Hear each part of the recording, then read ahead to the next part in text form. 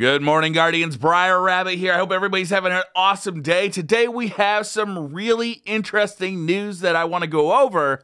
So let's skip the setup and get right to the meat.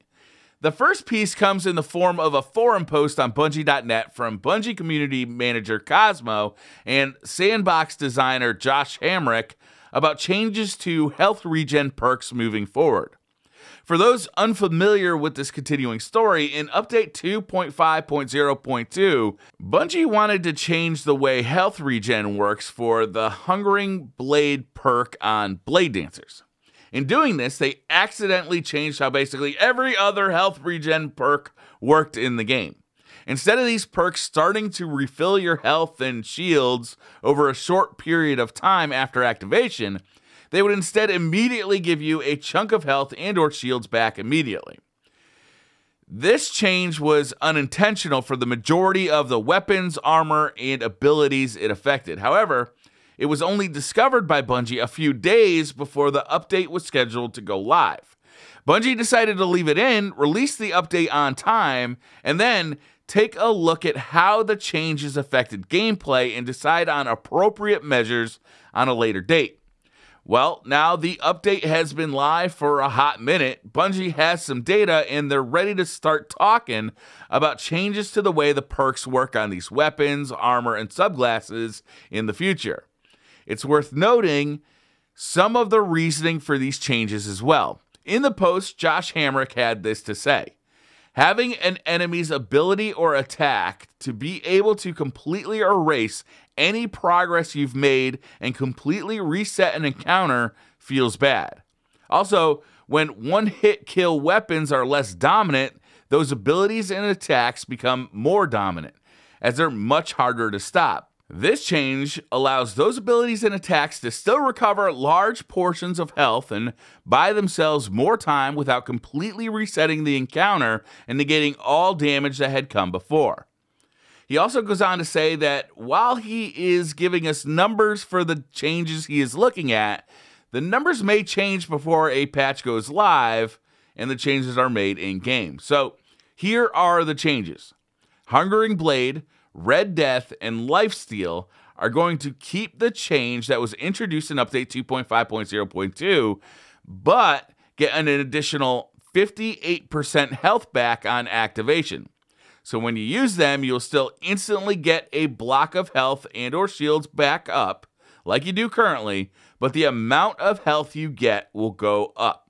Transfusion and Cauterize will also get the same 58% buff, but they will also have cooldowns on those abilities removed.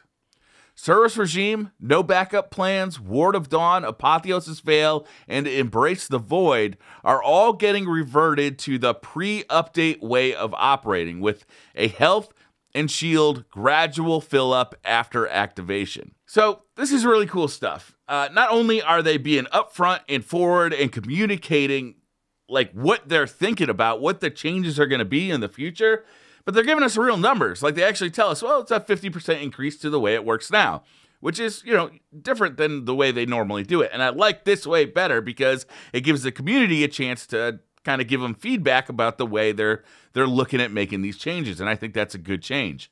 I also like how they're not taking a holistic approach to this entire thing. They're not saying, well, the patch didn't work, so we're just reverting it back to the way it used to be. No, they're looking at each one of these things: Hungering Blade, Red Death, Lifesteal. They're going to change how each of these work in regard to the changes they need. So Transfusion and Cauterize are getting the same 58% buff as Hungering Blade, Red Death, and Lifesteal, but they're also making another change by removing the cooldown on those abilities. And Service Regime, No Backup Plans, Ward of Dawn, Apotheosis Veil, Embrace the Void, they just didn't fit with this change, so they're getting changed back. They're not making a change for everything to accommodate one thing. They're changing each individual thing based on the needs of the perk itself. And I like that quite a bit. Next up, I want to talk about some dope stuff. Over the last couple of weeks, we've started to see McFarlane tease images of Destiny-related toys, and it got us pretty excited. But now we've actually gotten a chance to see them for real at the Toy Fair, and they are phenomenal. not only did we get to see the toys, but we also got pricing. So there's going to be 3 regular size 7-inch action figures, including a Vault of Glass Titan, a King's Fall Warlock, and an Iron Banner Hunter. That Iron Banner, I think, is Year 2 Iron Banner. All 3 of these are going to be available for $19.99 a piece, so about $20 a piece. We're also getting a 10-inch Lord Saladin figure. This is actually my favorite one. This will be a little more at about $35. And from the look of the packaging, I'm not real sure, is this thing going to come painted, or is that just because it's like pre-retail packaging? Because you can see it's a painted figurine in the foreground, but in the background image, it's just a gray figurine in the packaging. So I don't know if we're responsible for painting that stuff ourselves, because I'm not real interested in that personally. I'm hoping that thing just comes to me painted.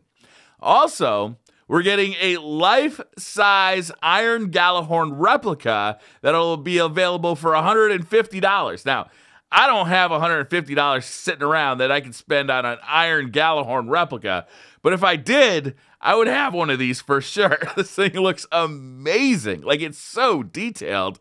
It's beautiful. Apparently, this thing is like ready to go for cosplayers. Like, it's strong and, you know, big enough to actually carry around if you want to go to like a Comic-Con or something dressed as a Titan or a Warlock or a Hunter, and you want a Gallahorn with you. For $150, that's actually not a bad deal if that thing is, you know, strong enough to hold up to that kind of abuse.